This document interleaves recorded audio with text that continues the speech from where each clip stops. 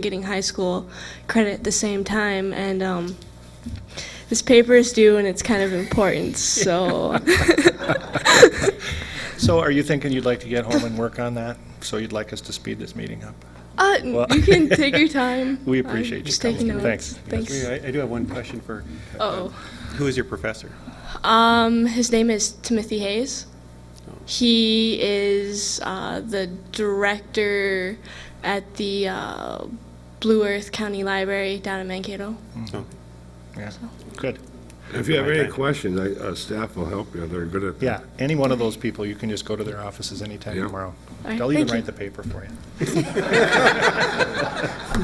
No, that's on tape. Thanks, Crystal. Can you email the minutes? Yeah. Okay. So, public hearing, oh no, that's a public forum. No public hearings are scheduled. We'll move on to business. 8.1, the presentation of claims.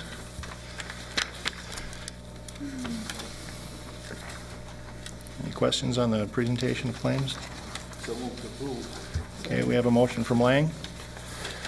Second from Coop. Second. Second from Coop. Any questions? Okay, we'll call the question. All in favor of accepting the claims, signify by saying aye. Aye. Opposed? All passes unanimously. Thank you. Let's see. Now we're going to move on to Highway 25 Trail Extension and Retaining Wall with MnDOT. Is that Ms. Rosenthal? Yep, Yeah. I'll take that. What's that, Mr. Trost? Excuse me. Sorry. Thank you, Mr. Mayor, council members. At the last council meeting, the council requested Engineer Duncan to obtain drawings from MnDOT on the proposed options that we were discussing. That sketch is included in your memo for tonight. The distance from the back of the curb to the front of the retaining wall for the modular block is about 5 feet 8 inches. The same distance for the sheet pile is about 7 feet, so this only creates about a 1 foot 4 inch differential.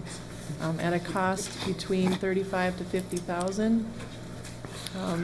There's still room if you don't use the sheet pile and use the modular block at MnDOT's expense to put the trail there. The trail will be about 5 feet 8 inches, or a walkway, whichever is chosen at the time.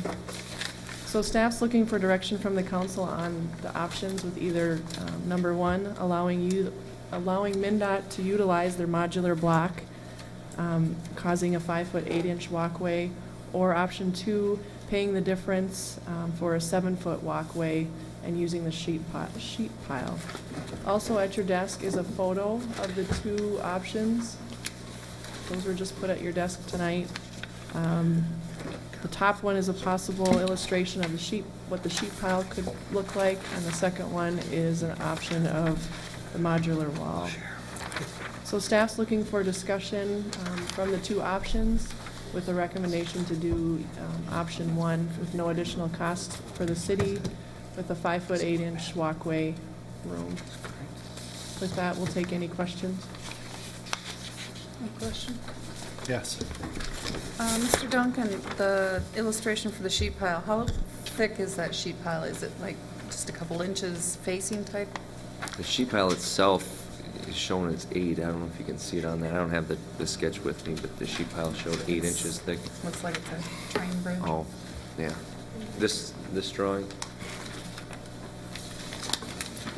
the sheet pile shows that the actual metal sheet pile, the one that's like in the Okay. shape of a W, is 8 inches. The facade is surprising. It's shown as 8 inches as well. They can make that look about like anything, and that's, I guess, how they had put it across to us. They gave some examples, but it's really, however you want that to look.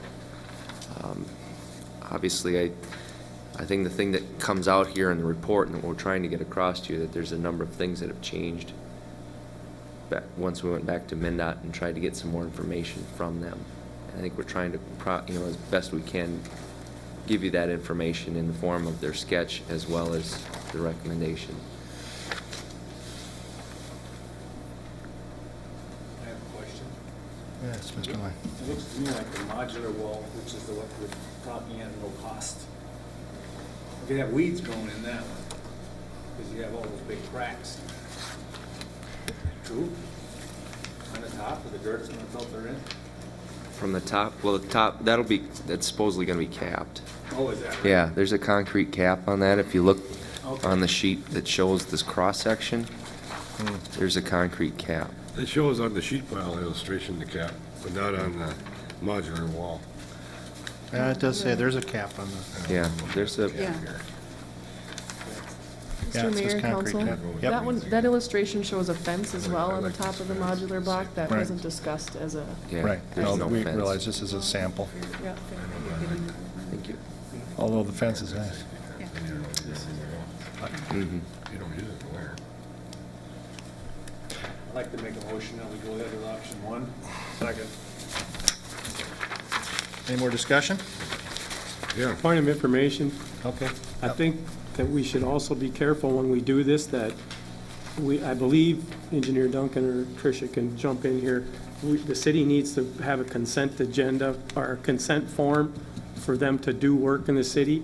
We need to make sure that MnDOT allows us to put a walk through there and that it's maintained by us, so that they don't end up putting modular block and come back with a third construction plan that we have 2 feet of walk there. So I just, council should probably give the city the go-ahead with that, so David can work through that. Okay, and then we can use this figure of 5 foot 8 inches for I that? believe, Joe, that's what we want to stay as a minimum. Yeah, we'd like to request a minimum 5.5 feet, between the